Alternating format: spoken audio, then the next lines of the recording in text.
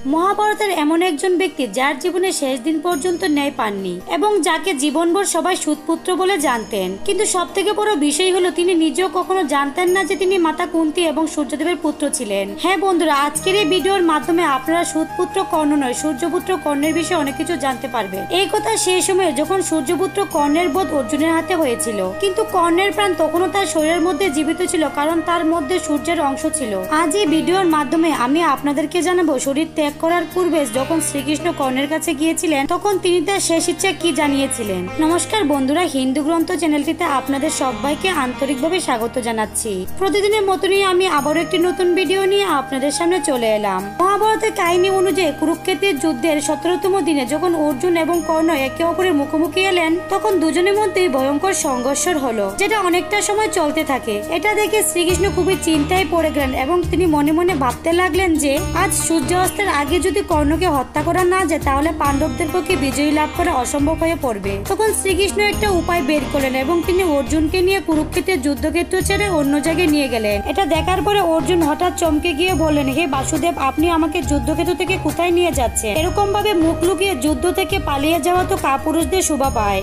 তখন শ্রীকৃষ্ণ মৃদু হাসি হেসে বলেন, হে পার্থ, কখনো কখনো যুদ্ধে জয়লাভ করার জন্য রণভূমি ত্যাগ করতে হয়। ওইদিকে কর্ণ যখন দেখলেন শ্রীকৃষ্ণ অর্জুনকে নিয়ে রণক্ষেত্র ত্যাগ করছেন, তখন তিনিও মনে মনে ভাবলেন যে শ্রীকৃষ্ণ কোথায় যাচ্ছেন এবং তিনিও সেই সময় গর্জন করতে করতে অর্জুনের পিছন ধরলেন। তখন অর্জুন কর্ণের এই হুঙ্কার শুনে শ্রীকৃষ্ণকে রথ থামাতে বললেন, কিন্তু শ্রীকৃষ্ণ অর্জুনের কোনো কথাই শুনলেন না, বরং তিনি রথ নিয়ে সামনের দিকে এগিয়ে চললেন। কিছু দূর কর্ণ অর্জুনের পিছু পিছু যাওয়ার পর শ্রীকৃষ্ণ রথ থামিয়ে দিলেন এবং দুজনের মধ্যে শক্তিশালী বাণের বর্ষা শুরু হলো। এর মধ্যে কর্ণের রথের চাকা ভূমিতে আটকে যায়। এটা দেখে অর্জুন কর্ণের উপর বাণ চালানো থামিয়ে দিলেন। তখন শ্রীকৃষ্ণ অর্জুনকে বলেন, পার্থ, তুমি কেন বাণ চালানো বন্ধ করে দিলে? তখন অর্জুন বলেন, হে বাসুদেব, আপনি দেখতে পাচ্ছেন না যে কর্ণের রথের চাকা ভূমিতে আটকে গেছে? তখন শ্রীকৃষ্ণ অর্জুনকে বললেন, পার্থ, কর্ণ হলো একজন মহারথী যিনি এক্ষুনি রথ পরিবর্তন করতে পারে। সেই মুহূর্তে কর্ণ অর্জুনকে বললেন, আমি আমার রথের চাকা মাটি থেকে তোলার জন্য রথ থেকে নেমেছি, তুমি আমার উপর এই মুহূর্তে বাণ চালাবে না। তখন শ্রীকৃষ্ণ বললেন, পার্থ,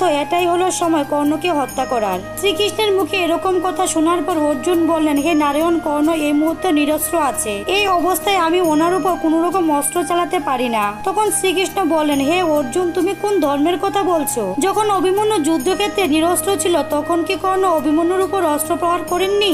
এছাড়া যখন ভর্তি সভার মধ্যে কর্ণ দ্রৌপদীকে বেশ্যা বলে দ্রৌপদীর মান সম্মান মাটিতে মিশিয়ে দিয়েছিল, তুমি কি ওইসব কথা ভুলে গেছো? হে পার্থ, মহারথী কর্ণ পাপীদের ভাগিদার, তাই তাকে তার কর্মের ফল অবশ্যই পেতে হবে। তখন শ্রীকৃষ্ণের কথা অনুযায়ী অর্জুন কর্ণের উপর অঞ্জলি বাণ প্রহার করলেন এবং সেই বাণ কর্ণের গাড়ের মধ্যে গিয়ে প্রহার করলো। বাণের প্রহারে কর্ণ মৃত্যুর কাছাকাছি পৌঁছে গেলেন। তখন শ্রীকৃষ্ণের মনের মধ্যে কর্ণের দানবীরতার বিচার এলো। তখন তিনি দরিদ্র ব্রাহ্মণ সেজে কর্ণের কাছে গেলেন এবং বললেন, হে কর্ণ, আমি আপনার অনেক দানবীরতার কাহিনী শুনেছি, আমি খুবই অসহায়, আমি আপনার কাছ থেকে সাহায্য পেতে এসেছি, তাই আপনি যদি আমাকে সাহায্য করতেন আমি উপকৃত হতাম। এটা শোনার পর কর্ণ তাকে বললেন, হে মহাপুরুষ, আমি এই মুহূর্তে মৃত্যুর সঙ্গে যুদ্ধ করছি, আমার কাছে আপনাকে দেওয়ার মতন কোনো কিছুই নেই। এটা শোনার পর ব্রাহ্মণ বললেন, হে দানবীর কর্ণ, আপনার কাছে এখনো এমন কিছু আছে যেটা আপনি আমাকে দান করতে পারেন। তখন কর্ণ বুঝতে পারলেন যে ইনি কোনো সাধারণ ব্রাহ্মণ নয়, বরং ব্রাহ্মণ রূপে কোনো দেব এসেছেন। মৃত্যুর সাথে লড়াই করতে করতে কর্ণ ব্রাহ্মণকে জিজ্ঞাসা করলেন, হে ব্রাহ্মণ, আপনি বলুন আমার কাছে এমন কি আছে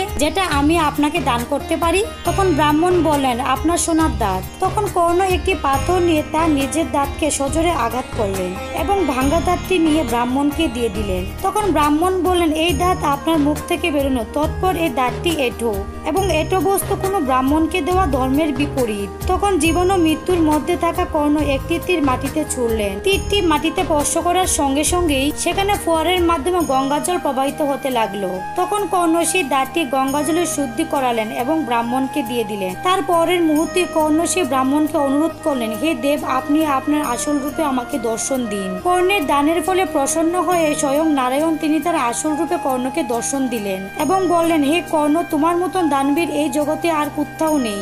যতদিনই চন্দ্র সূর্য আছে ততদিন পর্যন্ত মানুষ জানবে তোমাকে দানবীর কর্ণ হিসেবে। আমি তোমার দানবীরতায় অত্যন্ত প্রসন্ন হয়েছি, তুমি আমার কাছে কোনো বর চাইতে পারো। তখন কর্ণ বললেন, হে প্রভু, আমি আমার পরের জন্মে আপনার রাজ্যে জন্ম নিতে চাই এবং দ্বিতীয় আমার অন্তিম সংস্কার এমন একটি ভূমিতে হোক যেখানে আজ পর্যন্ত কোনো অধর্ম হয়নি। এই কথা বলার পরে কর্ণ তার নিজের প্রাণ ত্যাগ করলেন। তখন শ্রীকৃষ্ণ চিন্তায় পড়ে গেলেন আর ভাবতে লাগলেন এরকম ভূমি কোথায় পাওয়া যায়। গোটা পৃথিবী ঘোরার পরও শ্রীকৃষ্ণ এমন কোনো ভূমি দেখতে পেলেন না। তখন তিনি তার নিজের হাতের মধ্যে কর্ণের অন্তিম সংস্কার করলেন। তো বন্ধুরা, আশা করছি আজকের এই ভিডিওটি আপনাদের কাছে ভালো লেগেছে। যদি ভালো লেগে থাকে তাহলে কমেন্টে জয় শ্রীকৃষ্ণ লিখতে ভুলবেন না। আপনারা ভালো থাকুন, সুস্থ থাকুন।